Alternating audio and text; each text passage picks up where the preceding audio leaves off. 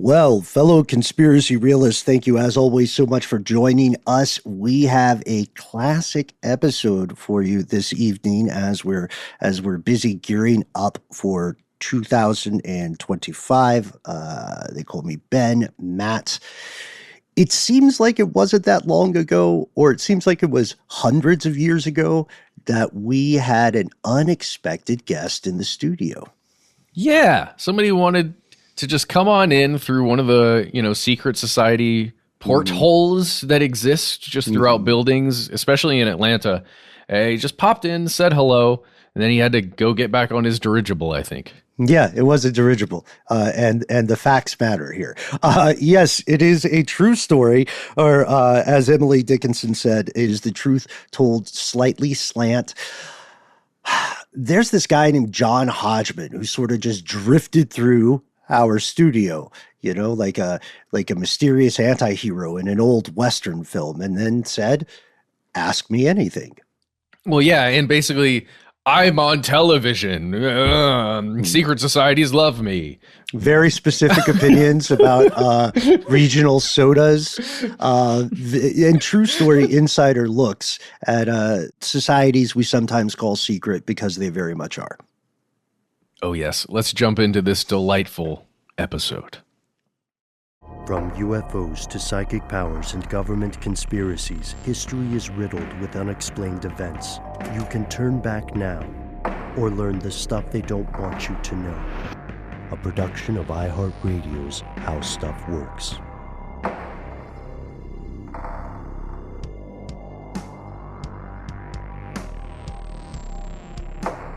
Welcome back to the show. My name is Matt. My name is Noel. They call me Ben. We are joined as always with our super producer, Paul Mission Control Decken, in spirit, because our guest super producer, Maya Cole, is on the ones and twos today. Give it up for her. Most importantly, you are here, and that makes this stuff they don't want you to know.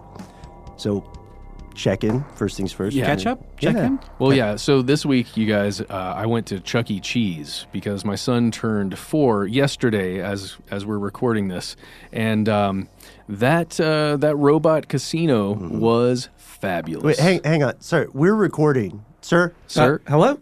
Sir? What's going on in here? Hey. Wait a second. Oh, is this the podcast? I feel like I About recognize... conspiracies? Yeah, That's adorable. I'm such a fan. Wait. I'm sorry. I'm John Hodgman. I used to be on television sometimes. I thought I recognized you, Inspector. That's right. Judge John Hodgman. I have a podcast as well. Yeah. Were you the Side PC? hustle. You were the PC. I don't know what you were talking about. Yeah, no, I was PC on the Apple ads, and I don't know what else on my resume. I've traveled all over the world. I've been in the upper echelons of fame, and I've been granted a lot of exclusive access to a lot of secret rooms and hidden parties and stuff that you're not supposed to know, but I do. You didn't write a book about it, did you? Yeah, I did actually. It's called Medallion Status, but that's not why I'm here. I'm just, I was just traveling through the secret tunnels on my way to a Secret World Government event. Of course. And like you do. yeah, I have a secret door right into your room here, so I thought I would just check in and say hi. Oh, because well, I hear you're talking about secret societies a little bit. So yeah, well, I mean, thanks for coming. I always wondered what that door was for. Yeah, that just leads to the platform for the golden funicular that people of my status get to use. Dear God, this is some real deranged billionaire stuff. Yeah, right? well, that is the character that I used to play on The Daily Show. But guys, it's just me. I mean, there is a secret door here, and I'm on my way to a secret meeting. But okay, it is just me, John Hodgman. It's hard to tell. The lines are blurring so much right now. Host of the Judge John Hodgman podcast and author of the new book Medallion Status: True Stories from Secret Rooms, which has a portion in it. This is a book that's mostly about my job as a famous minor television personality and what happened after, how unlikely and unusual it was that I should be on camera at all, the strange things that happened to me while I was there, and then what happened after I lost that job and panicked and started chasing a new kind of status as a Diamond Medallion member on the Delta. Oh, wow. Trying to become Diamond Medallion in the Delta frequent flyer program. That's rarefied air. I don't want to give away the story of the book, but I got it. I went diamond. Full disclosure, John and I appeared on his dear friend Chuck Bryant's movie podcast earlier today, and I disclosed that I am approaching silver medallion status, and I was told that is a trash status. You just some nonsense words came out of your head just then. I'm sorry that. It's as they say on Westworld, that doesn't look like anything to me. Okay. I don't understand what you're talking about. Apparently, silver is a trash medallion. You're hurting my ears with that. You've got to silver, blah blah. You got to work your way up, man. So how does that compare to just like a guy who just travels coach and doesn't have a medallion at all? Well, what does the medallion look like? It's an imaginary medallion. Okay, got it. It is a dumb imaginary prize. That I became obsessed with when my TV show was canceled, and I had stopped working on the Daily Show, and I wasn't on TV anymore. And as a lot of people do when their status starts to slip, whether you are losing a television job, or you're aging out of your own job, or you're getting older as a parent and your kids don't think you're a celebrity anymore, or you're a member of the rural white working class, and you feel that the privilege that is due to you is being taken away, and therefore you vote for a particular president. People do irrational things when the What status is this starts to nonsense slip. coming out of your head? No, it's that too political? That's some real silver medallion talk right there. Is that Is going to freak people out? I don't know. Not at all. I think you hit this universal key though, and I want to hear more, because I myself, not being a Diamond Medallion member, have moved adjacent. I to would this. see your name on the You books. would know everyone. Yeah, I would get a little notification. There'd be a little ceremony. What I do notice is they actually say. By the way, your I'm name. not Diamond Medallion member anymore. I got it and I lost it, but that's another. Wait, But you can lose it? That's Yeah. the whole point. Yeah. I had no idea. Oh no, that's that's what makes so. If you qualify for a certain medallion level, be it gold, be it platinum, be it diamond, those are the only ones. Not silver.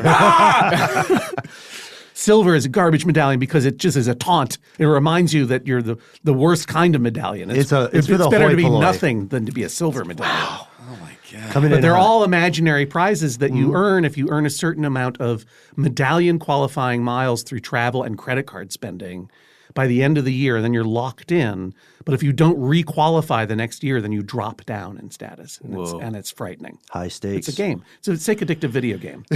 Now You were saying I interrupted you. Oh, no. See, it's true, though. I've moved adjacent in those circles, and they do say your name when you get on the plane, right? That's what got me started. We'd like to welcome, right? They say it over like the intercom? Oh, yeah. It's a big to-do. When I had before this TV show that I was on, I was the third best friend in this TV comedy called Married on FX that ran for 2 seasons, was great, and then, like all of television, got canceled.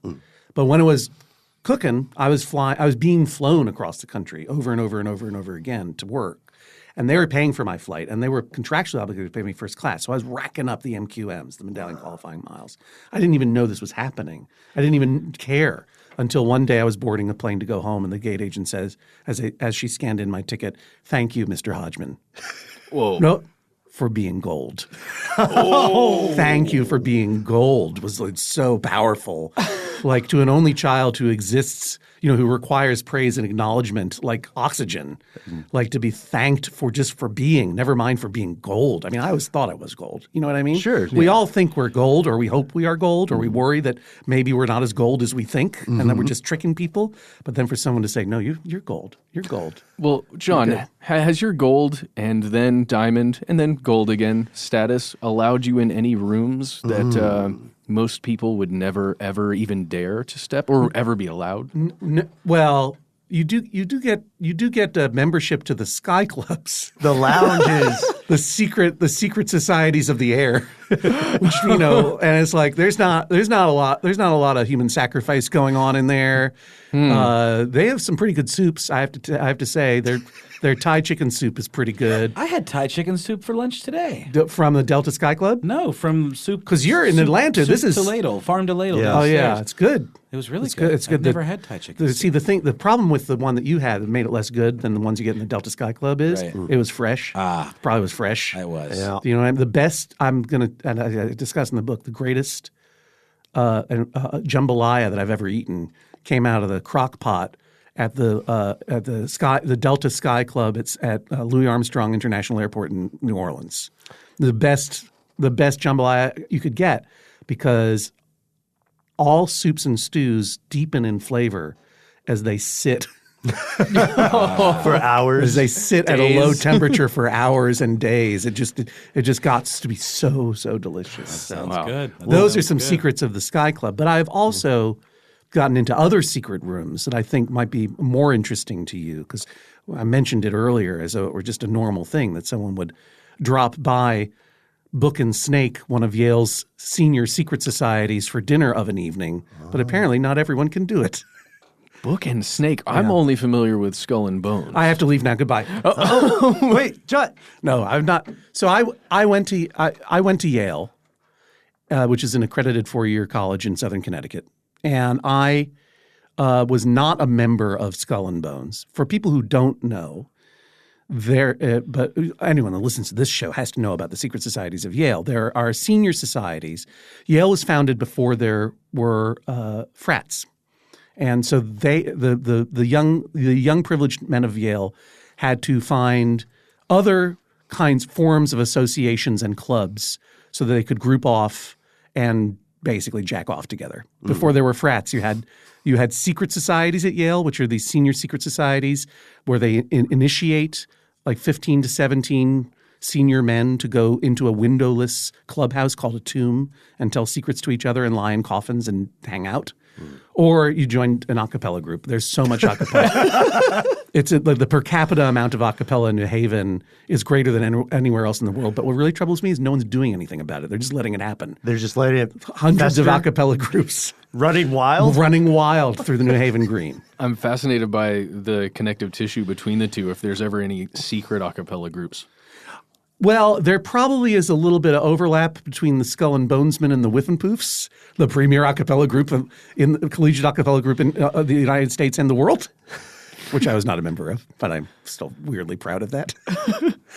But I was fascinated with secret rooms growing up in high school and secret societies and the Masons and Club 33 before everyone knew about it, and all of these rooms. I always wanted to go into these rooms that you couldn't just walk into unless you were invited or whatever, or had a golden funicular that could take you to a secret panel and jump into a podcast. Or Diamond Medallion. Diamond Medallion, for example. And it's, these arbitrary signs of status that don't make you a better person, but make you feel suddenly like you're loved by an institution or whatever. It's a sick addiction. Anyway.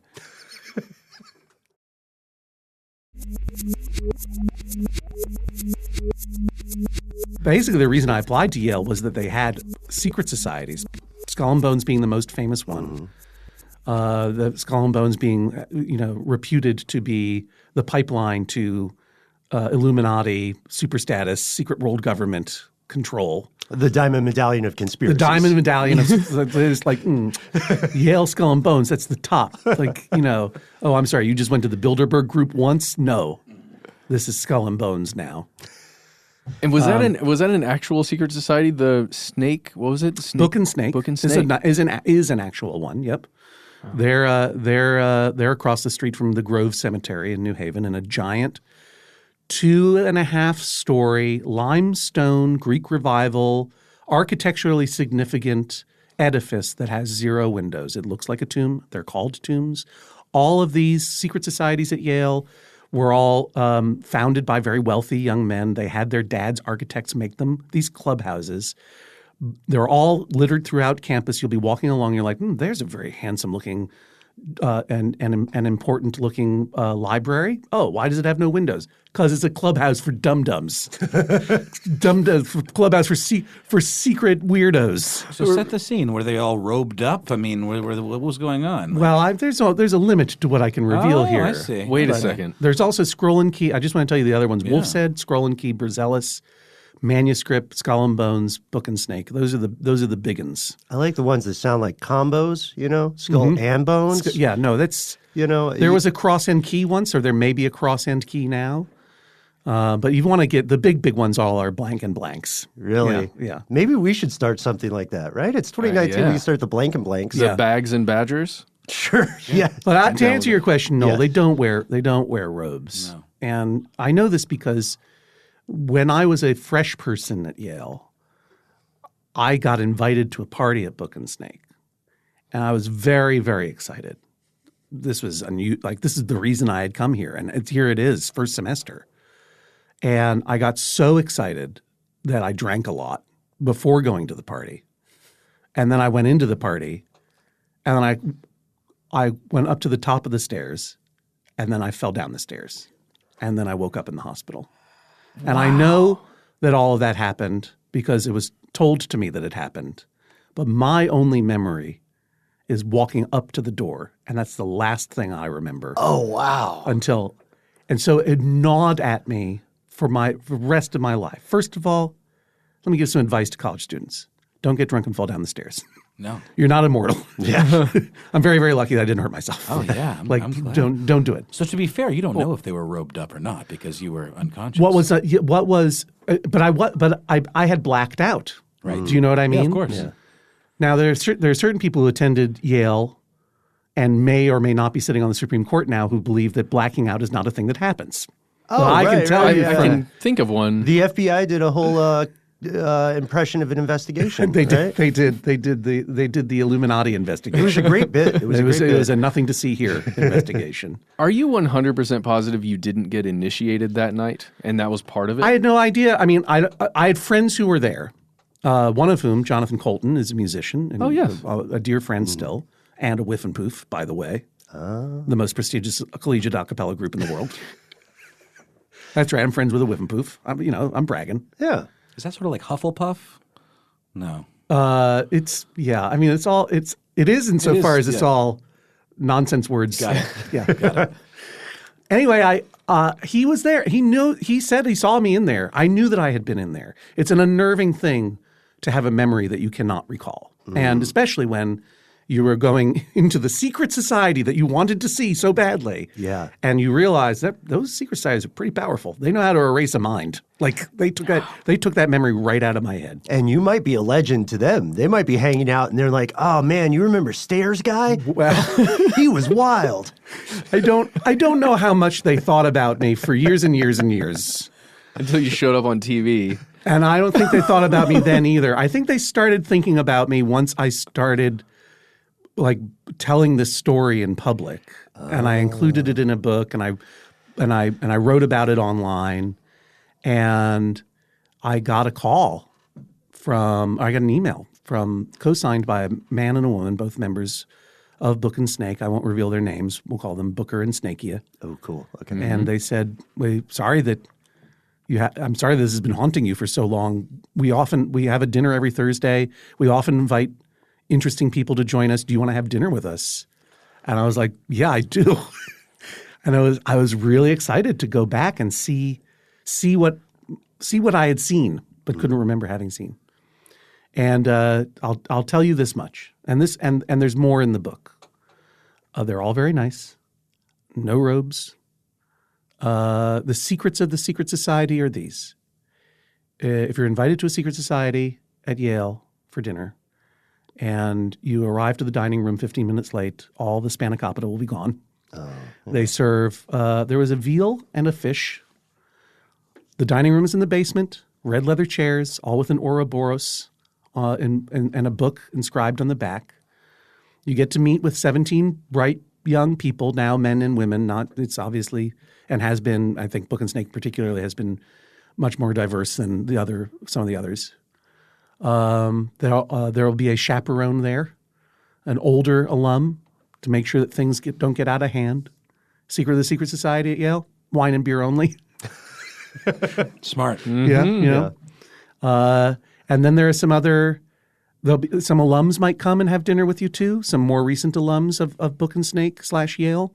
So there's a guy named James there who I think was in his early 30s, and he had just told me that he had been named, he works for the city government. He's the transportation czar of New Haven. So I just want to say to any Alex Jones listeners out there, if you were worried that the Illuminati and secret societies might be controlling the bus and train schedules in certain southern Connecticut towns, you're absolutely right. Dear God. Secret societies are running the trains in southern Connecticut. Oh my God. You know, here in Atlanta, we would kill for some secret society involvement in transit. All right. Oh yeah, Please. Yeah, let the czar know. Yeah, let me tell James. I think I have his last name somewhere. Oh, God. And then the chaperone will leave because he's got to go home. Oh, everyone sings a little song. I don't remember how it goes. Chaperone leaves, and then the young people will say, "You want to hang out some more?" And I'm like, "Sure." And you'll go up to a chill room that looks exactly like a college dorm room, except no windows. And then they'll reach over to a little captain's chest in the corner, and I don't want to narc on these kids, but can you guess what was in it?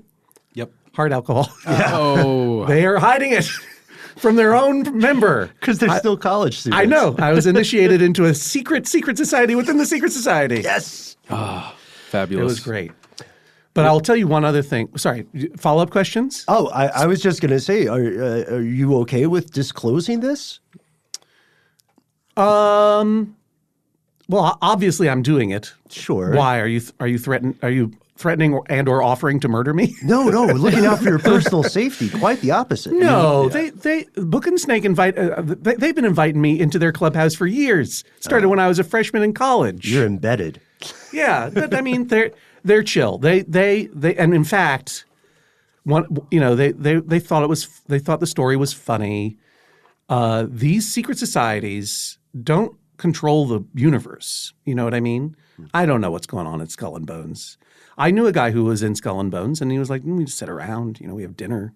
He was a member of the class that was the first to admit women to tap women to join the next year's class, and the alumni got so furious that they were trying to make Skull and Bones coeducational that the alumni members came and changed the locks on the tomb to lock them out of their own clubhouse.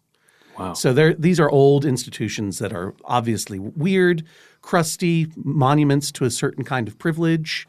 But as far as I could tell, inside Book and Snake, it's just young, interesting young people who have been given this opportunity to play in a windowless building for a while and be friends.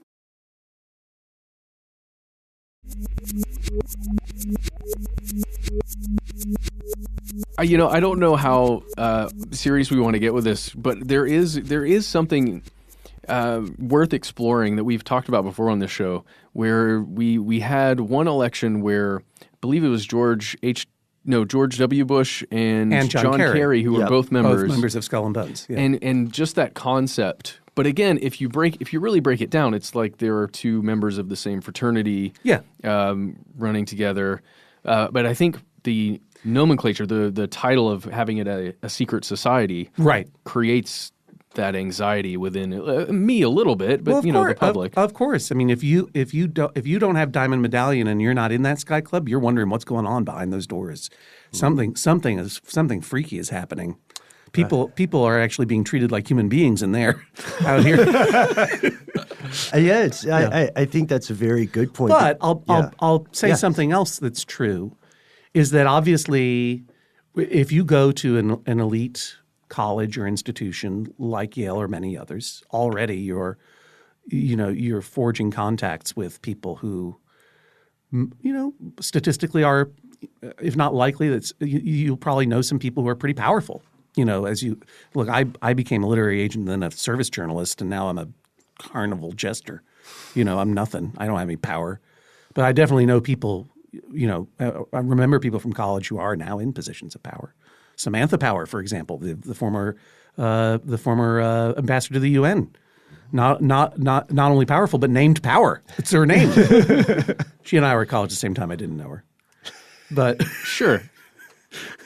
But these institutions do self-select into groupings, and whether or not, and then if you super select into something like a secret society, there is a kind of soft conspiracy of acquaintanceship and giving people a leg up if possible, and it happens in networks of any kind.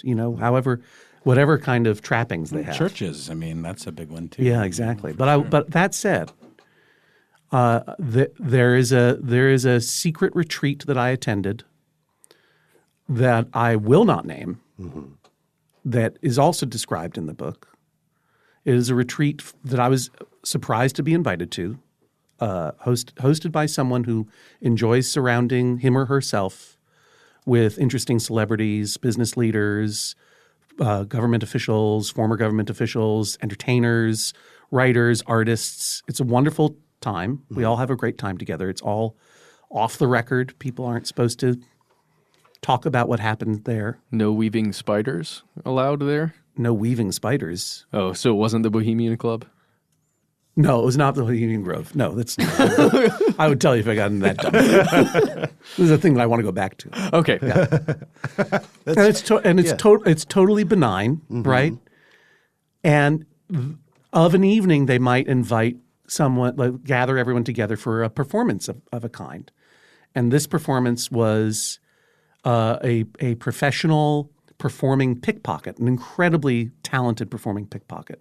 Who I'll name because he's an amazing person. Apollo Robbins is his name. Apollo Robbins. Look him up. He is so skilled. And his bit was inviting audience members on stage and picking their pockets.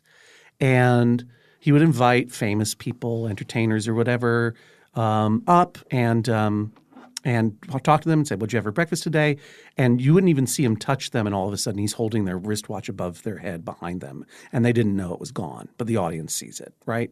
And everyone laughs, and the famous person laughs because it's okay to be humiliated a little bit in public, right? If you're secure, it doesn't matter, right?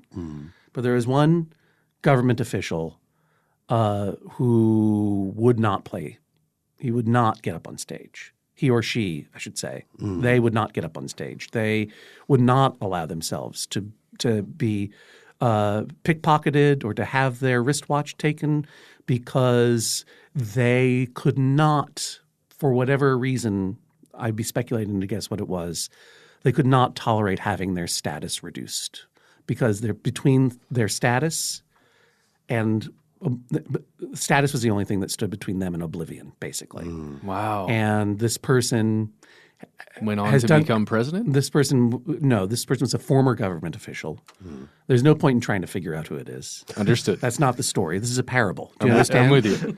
This is a parable about someone who had done some very good things in public life and had made a big mistake in public life and could not tolerate even – never mind the mention of that big mistake, but even the faintest slap of the wrist of having their wristwatch literally manipulated off their wrist in public. It would be too humiliating.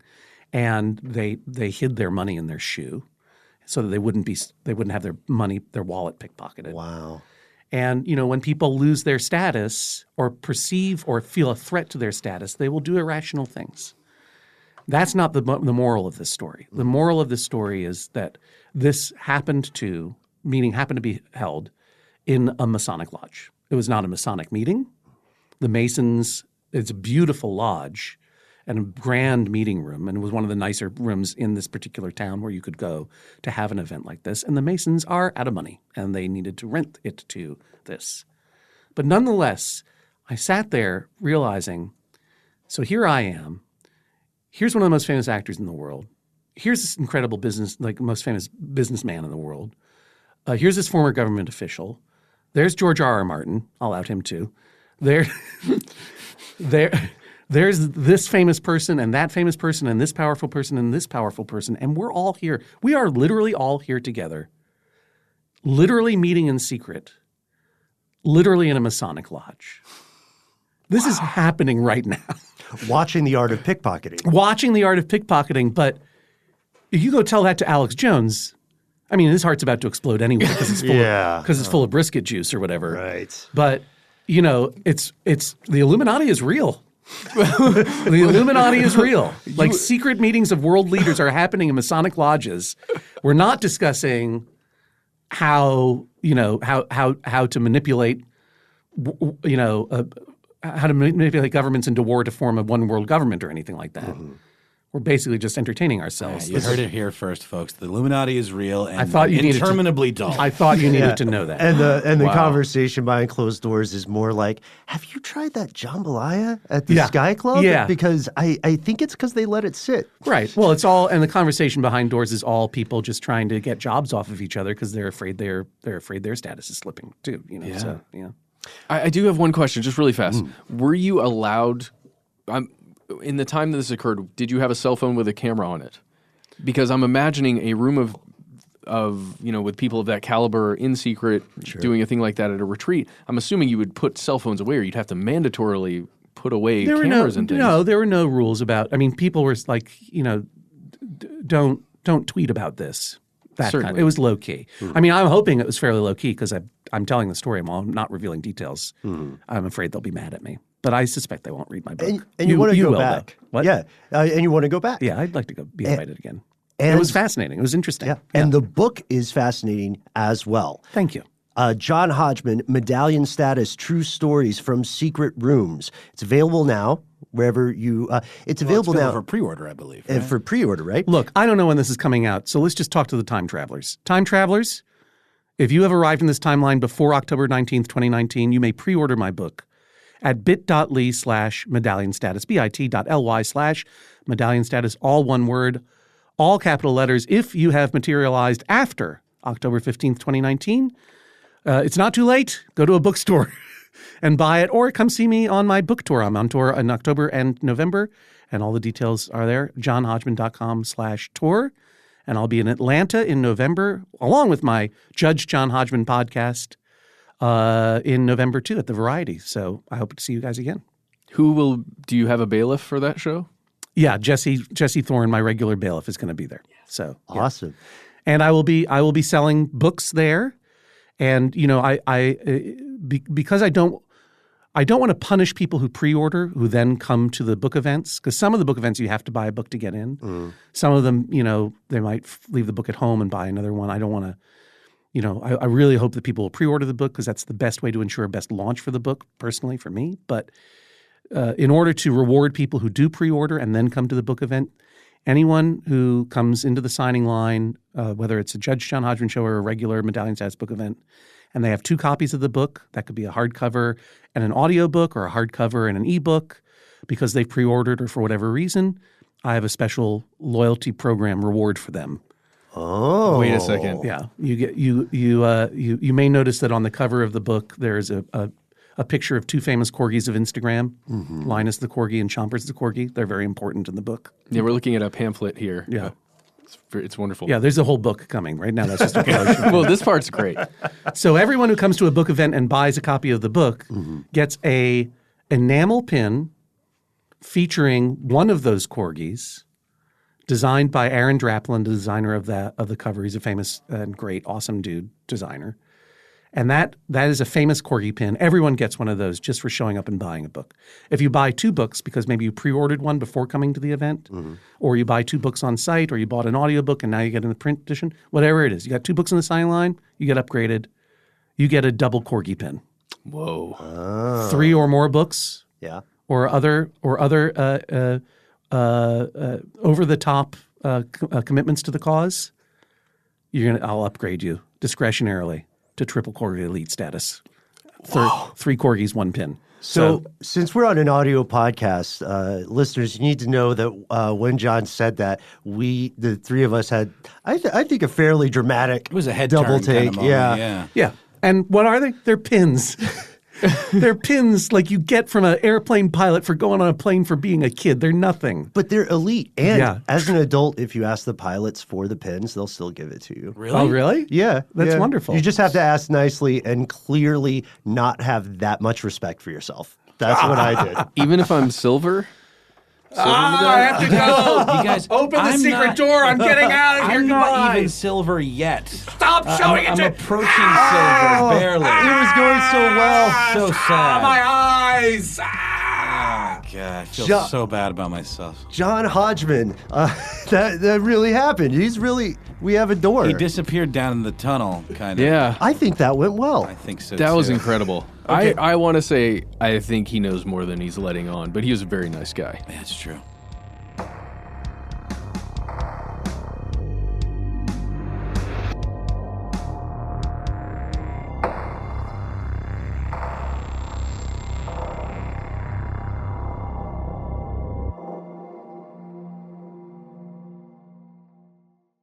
Stuff They Don't Want You to Know is a production of iHeartRadio. For more podcasts from iHeartRadio, visit the iHeartRadio app, Apple Podcasts, or wherever you listen to your favorite shows.